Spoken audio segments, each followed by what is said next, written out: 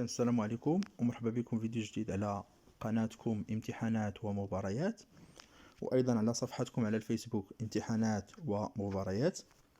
إذا استكمالا يعني الاستعداد للاختبارات الشفوية، فكيف ما شاركت معكم البارح يعني البي دي اف الخاص بمكون اللغة العربية، اليوم إن شاء الله غادي نشارك معكم مكون آخر اللي هو يعني مكون الرياضيات. يعني جميع الدروس اللي كاينين في التوصيف ديال الاختبارات الشفويه مع الجدادات ديالهم.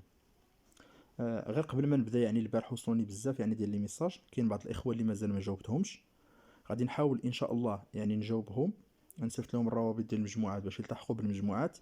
انا ذاك غادي نبارطاجي معكم يعني هذا البي دي اف ديال الرياضيات، وحتى البي دي اف ديال البارح ديال اللغه العربيه. دابا تقريبا فاش كنسجل يعني هذا الفيديو 8 ونص تقريبا هذه. ان شاء الله بالنسبه لهذا البي دي اف ديال الرياضيات وحتى ديال اللغه العربيه غنحاول ان شاء الله نبارطاجي معكم في 11 ولا 11 ونص ان شاء الله تعالى.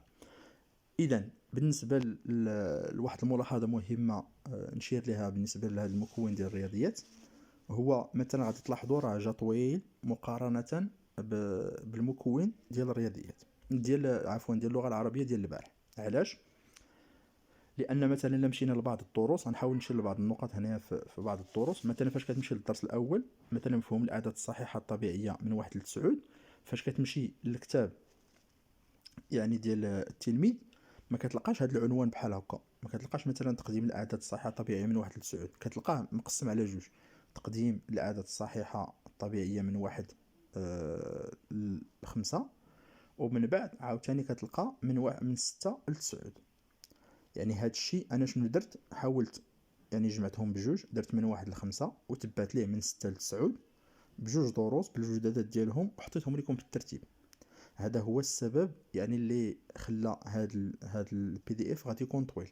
نفس الشيء ملي كتمشي مثلا للمفهوم ديال الجمع، غتلقى تقديم المفهوم ديال الجمع بدون احتفاظ هو الاول، عاد كتلقى باحتفاظ. نفس الشيء بالنسبه للمفهوم ديال الطرح، كتلقى الدرس مثلا ديال تقديم مفهوم الطرح بدون احتفاظ، حتى كيعرف المتعلم شنو هو الطرح، عاد كنديروا ليه الاحتفاظ. كاينين بعض الدروس يعني اللي كتلقى فيه الجزء الاول والجزء الثاني يعني التتمه ديالو، بحال مثلا المفهوم ديال الاسطوانه القائمه والموصول القائم. انا شنو درت؟ حاولت نحطهم لكم بجوج، يعني هزيت الدرس يعني الاول والتتمه ديالو، باش هكا يعني اللي حاولوا يتطرقوا لكم مثلا الدرس الاول وما تطرقوش لكم للتتمه، انا حاولت نحطهم بجوج باش تشوفوهم كاملين مع الجدادات ديالهم، باش هكا تكونوا على اطلاع يعني بهذا العنوان كامل هما اللي حطوا. يعني هذه هي الملاحظه اللي بغيت نشير لها.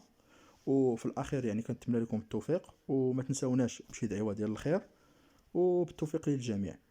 هادشي اللي كاين والله ما يسر.